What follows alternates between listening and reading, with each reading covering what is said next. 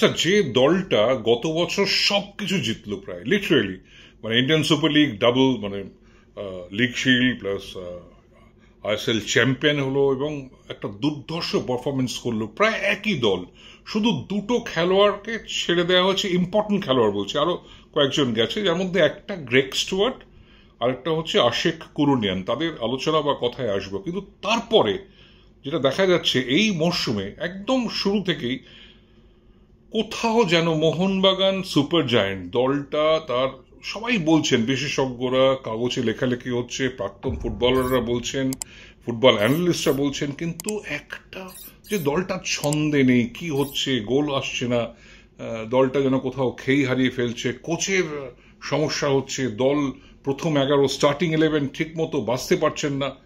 Is it the problem? এটাই কি প্রকৃত সমস্যা?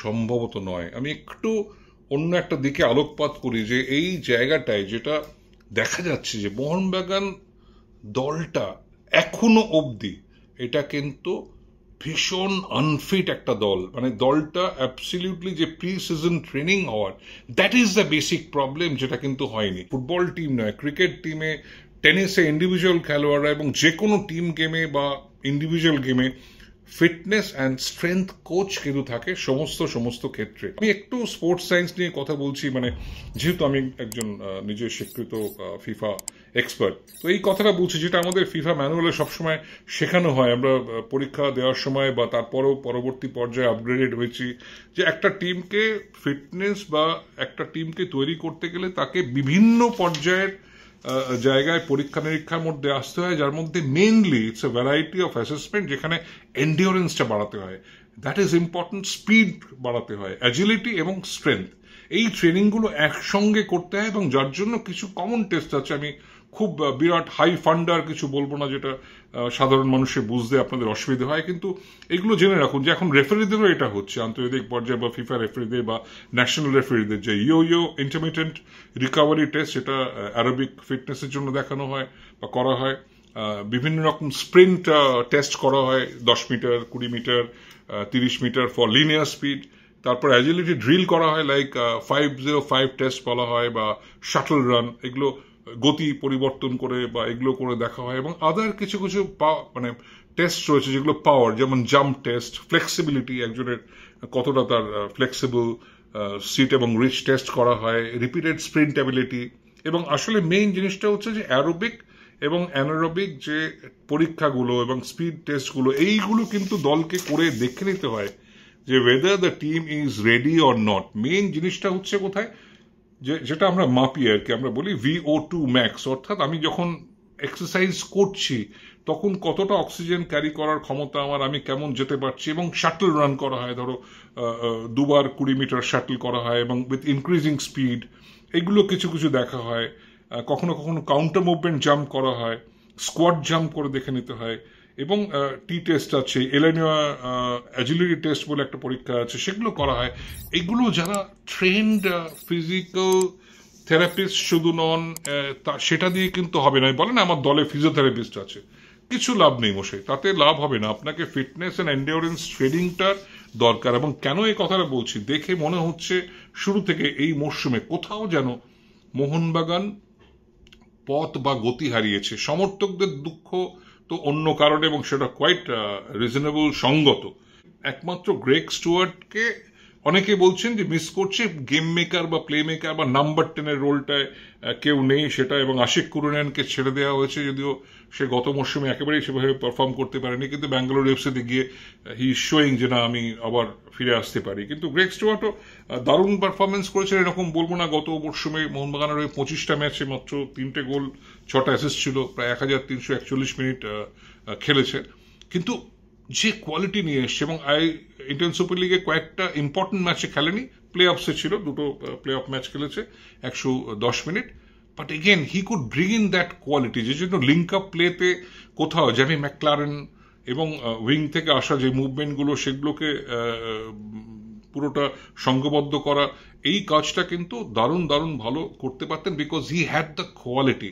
কিন্তু আমার যে প্রশ্নটা, কোথাও মরশুমের শুরুতে অর্থাৎ 25-26-এ মোহনবাগান সুপার জায়ান্টের জানা ছিল যে তারা কিন্তু AFCর এশিয়ান এই মানে কাপে এবং চ্যাম্পিয়ন্স লিগে তারা কিন্তু 2-তে তারা কোয়ালিফাই করেছে এবং তাদেরকে কন্টিনেন্টাল টিমগুলোর সঙ্গে খেলতে হবে, সুতরাং প্রস্তুতিটা অনেক আগে শুরু হওয়ার প্রয়োজন ছিল। হঠাৎ দেখা গেল যে যখন ডুরান্ড কাপ হলো, রে করে হঠাৎ খেলোয়াড়দের শেষ মুহূর্তে এসে পৌঁছচ্ছে, তারা নামছে, নেমে তৈরি হচ্ছে, তখন বলা হলো আচ্ছা ঠিক আছে ডুরান্ড কাপে খেলোয়াড়রা অতটা প্রস্তুত নয়।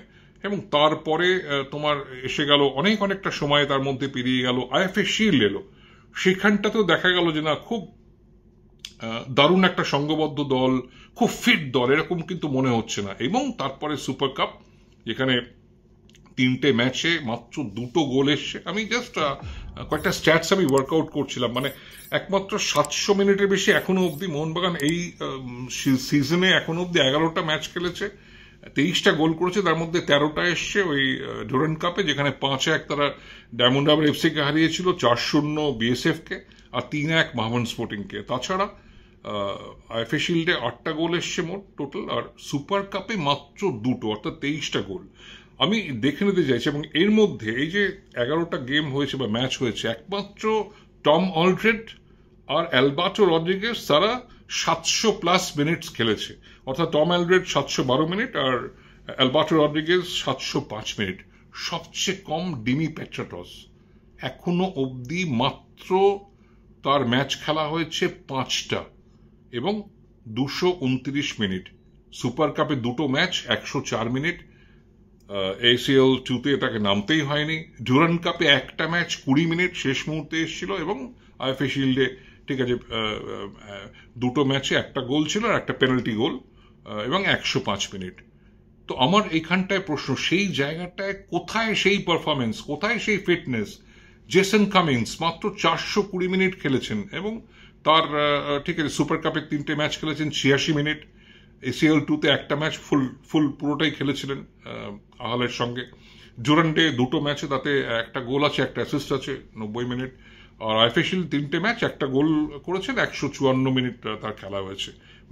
ম্যাকার জন্য সবাই তাকিয়ে আছে, হ্যাঁ 5টা গোল পেয়েছে, 603 মিনিট। একটু তবু এদের মধ্যে দেখে মনে হচ্ছে যে নাম্বার 9 পজিশনে যে ভূমিকাটা তার ছিল, ম্যাকা কিন্তু অনেকটা সেই ভূমিকাটা পালনের চেষ্টা করে যাচ্ছে ঐকান্তিকভাবে, কিন্তু এই ওভারঅল দলটা এটা অ্যাবসলিউটলি এখনো অব্দি আনফিট।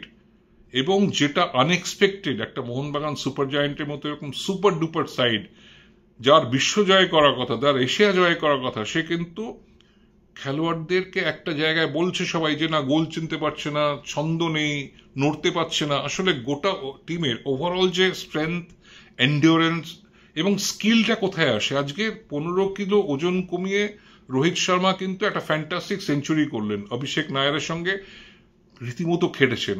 বিরাট কোহলির আজকে ব্যাট চললো, প্রথম 2টো ম্যাচ ঠিক আছে 2-0 ছিল, কিন্তু তারপরে যে চললো, হ্যান্ড আই কোঅর্ডিনেশন, ফিটনেস না থাকলে হয় না। ক্রিশ্চিয়ানো রোনাল্ডো তার স্কিল এখনো দেখাচ্ছেন রেগুলারলি, কেন?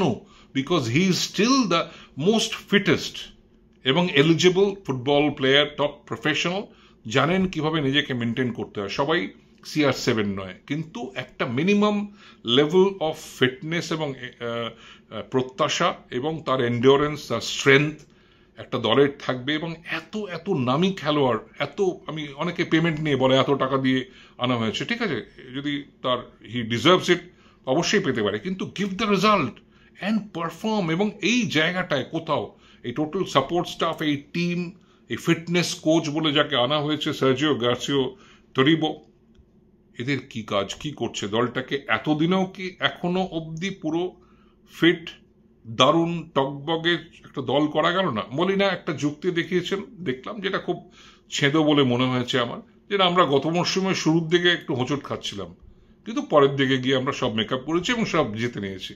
এটা কিন্তু এই বছরের খারাপ পারফরমেন্সের যুক্তি হতে পারে না। ফুটবল মাঠের বাইরের কিছু কারণও এফেক্ট করছে দলটাকে, খেলোয়াড়দের মনোবল কোথাও এফেক্ট করেছে, কারণ খেলোয়াড়রা সমর্থকদের সমর্থন চান, কিন্তু উল্টো দিকে দলটাকে তৈরি করার ক্ষেত্রে যে টোটাল যে টিম, যে ব্যাক এন্ডে যে কাজটা হয়, সেই কাজটাও কিন্তু ঠিকমতো হচ্ছে কিনা এটা নিয়ে অবশ্যই আমাদের প্রশ্ন থাকলো। কারণ আমি ফিগার্স দিয়ে দেখিয়ে দিলাম যে কোথায় এই দলটা ল্যাক করছে। এটা শুধু ছন্দহীনতা নয়, এটা শুধু গোল চিনতে পারো নয়, একটা দল যেটা আনএক্সপেক্টেড ফ্রম মোহনবাগান, একটা মিসফিট দল, একটা আনফিট দল, তারা মাঠে নামছে এবং একের পর এক সমর্থকদের কোথাও হৃদয়টা ভেঙে যাচ্ছে, দুঃখ কষ্ট তাদের রাখার জায়গা নেই।